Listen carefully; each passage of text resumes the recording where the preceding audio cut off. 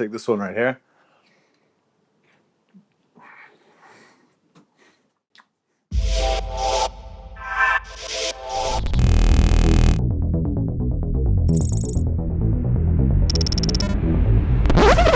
Yo, welcome back to Herbistry420. I'm your host, 40. Today we're making infused peanut butter fudge bars covered in chocolate. What? Whenever I buy something, I try to go through it, and I still have the peanut butter, which is not very popular in Spain. So I thought, you know what? Let's use it for another recipe, baby. I still have the peanut butter cookies, but let's make peanut butter fudge. Come on over here. Let's get started, baby. All right, so let's go over the ingredients and then we'll get started, right? First thing you're gonna need is 1 cup of creamy peanut butter. You don't want the chunky stuff. And by the way, this is probably gonna make noise because the reality is, this is not exactly a double boiler, but I needed something big enough to mix everything with. So this is 1 cup of peanut butter, which is 250 grams. Then we have 1 cup of butter, which is 226 grams, I believe. You'll notice that I have 2 different looking butters. That's because this is the infused butter I had in the freezer, and this is the rest to take it to 250. I think this was 50 grams of infused butter. However, we are going to make up for the lack of infused butter by adding 12 grams of this tincture pulp, right? Now, this is optional. You do not have to add it. I'm going to add it because I have a lot of pulp, huh? Anyways, let's get started with these 3 ingredients. 1 cup butter, 1 cup the peanut butter, creamy peanut butter, and also we're going to add the tincture. But let's start with the butter and the peanut butter. So first with the butter, putting it in the double boiler. Next we're going to dump in the peanut butter. All right, so I'm going to assume I fast forwarded that in post. What I ended up doing is taking this pot out and then dumping some of the water out because it kept rising up on the sides, which it's probably going to keep doing. It is what it is. Let me show you with my cell phone what it looks like right now. Right. So as you can see, the butter and the peanut butter is starting to melt, and what we wanted to do is combine. It will come to a boil in here maybe, and that's perfect, right? We are also going to take 2 teaspoons of vanilla. Let's put 2 teaspoons of vanilla in here. 1, 2. Let's dump in the tincture pulp. And let's just start stirring everything up, getting it to combine. Perfect. We might even use this pot holder to hold this so that we don't touch anything. And we don't burn ourselves right here. Everything is quite hot. You don't have to rush it. I mean, like here, I'm showing you on the cell phone. You don't have to rush it. Just keep stirring. This may take 10 minutes, 5 minutes. It depends. Maybe between 5 and 15 minutes, really. It just depends. So, yeah, I think I said that way too many times. Anyways, just keep mixing until this is homogenized. It becomes one mixture, right?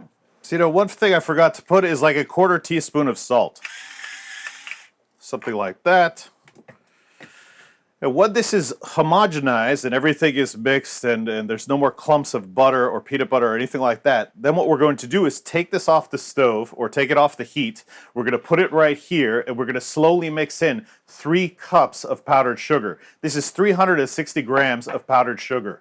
And by the way, this right here is melted chocolate. We're going to add this for the top. All I did is put a chocolate bar in here. I put it in the microwave in 30-second intervals. It ended up taking 2 30-second intervals, so a total of a minute, and it became melted, right? We'll use that for the topping. All right, the reason I got paper towels is because the bottom of this is for sure going to be super wet because the water is bubbling and boiling and touching the bottom of this glass. I got this so we can dry everything off when it's ready to come off the fire.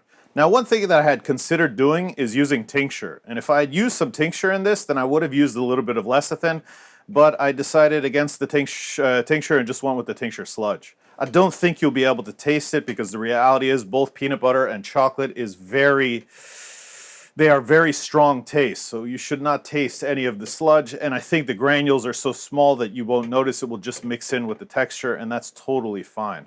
All right, so this is what it looks like now. You'll see everything is liquidy. It's all homogenized, right? So we're going to go ahead and take this off the fire. Oof, this is very hot. Huh? Oof. Woo-wee. This thing is super hot, huh? So obviously be careful if you do something like I'm doing. This bowl could easily burn you. All right, so now what we're going to do is slowly start to incorporate this, what is it called? Icing sugar, right? Or powdered sugar, or glazing sugar, and we're just going to keep mixing this up, mixing it together. You don't want to add it all at once because you want this really to become homogeneous. And if you add it all at once, you're probably going to create clumps in there, and you don't want this. It looks like the bowl is breakdancing, baby. Come on, get it, get it. You want to battle?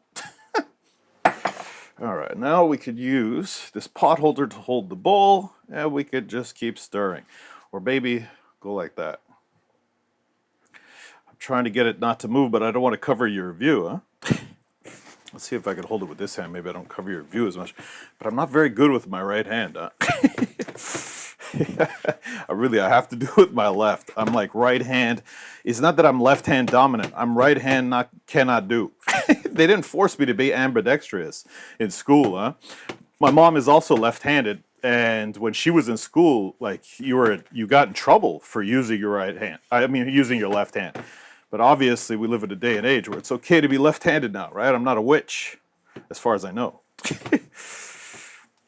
All right, so after you keep stirring it up, it's going to become homogenized. You're not going to see any clumps of anything.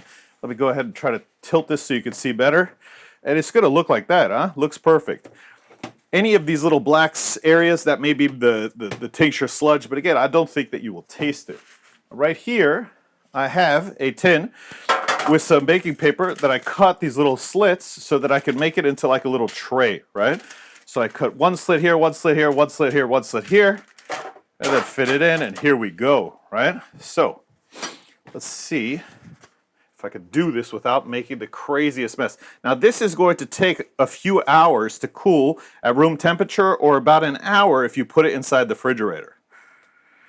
We're going to put it in the fridge because we want this to be done sooner than later, so we can finish the video.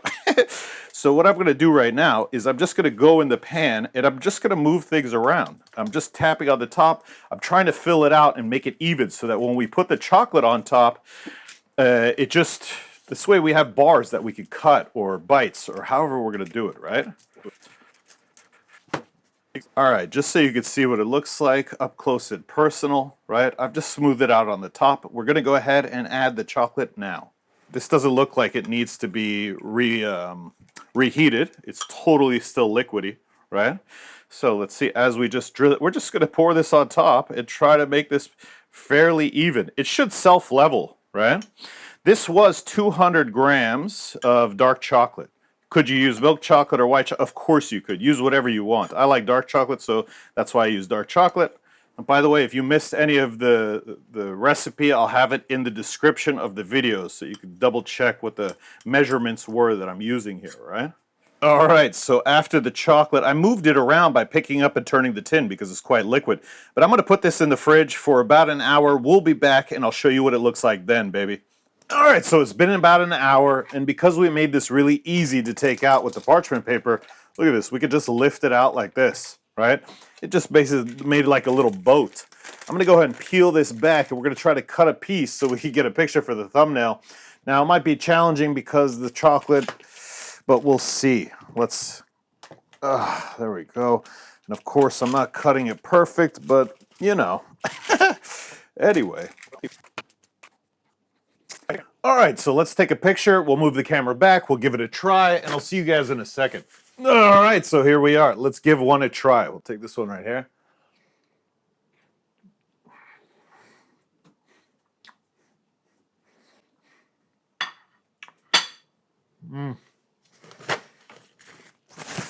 I hope these are strong because the reality is these are so rich.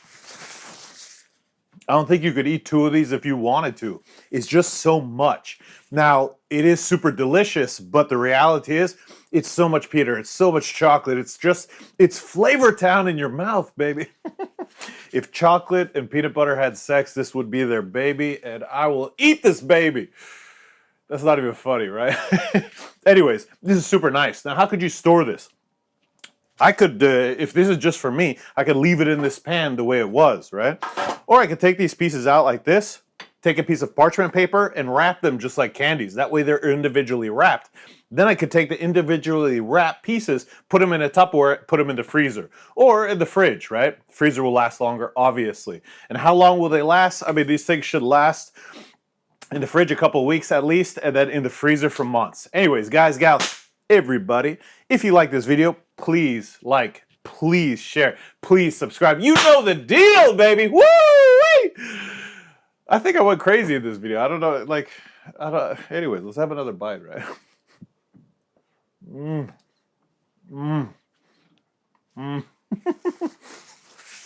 If you like peanut butter and chocolate, you guys should try this, huh? Guys, till next time, I'm out!